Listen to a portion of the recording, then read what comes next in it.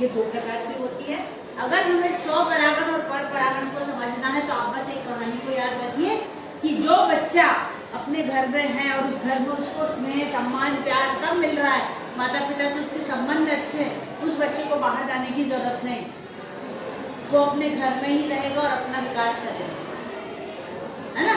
लेकिन तो इसे और दूसरा बच्चा जिसे अपने परिवार में स्नेह, सम्मान, लगाव कुछ नहीं मिल रहा है, उसकी तलाश में वो हमेशा बाहर जाएगा। अब यदि हम इसको स्वपरागण और परपरागण से जोड़ के देखें तो स्वपरागण जब एक पुष्प के वर्तिकाग्र पर उसी पुष्प के परागकण गिर जाए, उसको बाहर जाने की जरूरत नहीं है, वहीं उसको सारी सुविधाएं उपलब्ध है, नर और मादा वहीं है और सारी सुविधाएं हैं, समय पर परिपक्व हो रहा है, तो ये परागण की क्रिया स्वपरागण क्योंकि उसी पौधे में हो जा रही है। लेकिन परपरागण में जब कई सारी परिस्थितियां फूल के परागकणों को उसी पौधे पर ना मिले, तब वो उनकी तलाश में बाहर जाता है और उसी प्रजाति के वो जानवरों, इंसान की इंसान से ही दोस्ती होगी समझने के लिए और बातों को व्यक्त करने के लिए, तब ये भी उसी जाति के पौधे के साथ में जाएगा और जाकर उसके परागकण उसके वर्तिकाग्र पर गिर जाएंगे, लेकिन इसकी तलाश बाहर खत्म हो जाती है ना। तो इस प्रकार से हम समझ सकते हैं स्वपरागण और परपरागण। ठीक है, ये परागकण है, इनमें से अंकुरण हुआ, अंकुरण होने के बाद में ये पराग कलिका बन गई और इसके अंदर विभाजन होकर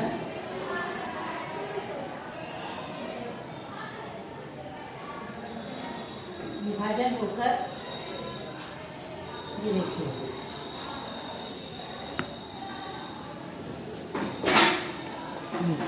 ये दो नर युग्मक आ रहे हैं चलते चलते, ठीक है, ये चलते चलते आते हैं ऐसे और एक जाके मिल जाएगा इससे अंडकोशिका के केंद्रक से और दूसरा यहाँ से जाके मिल जाएगा।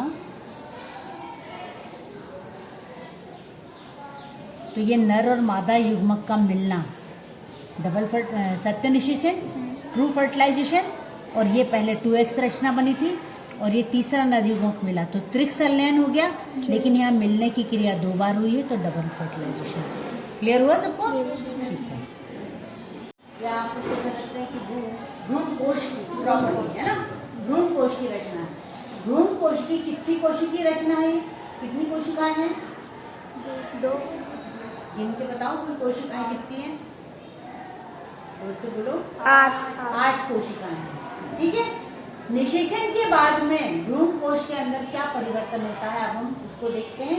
ये देखिए, निषेचन के बाद क्या होगा?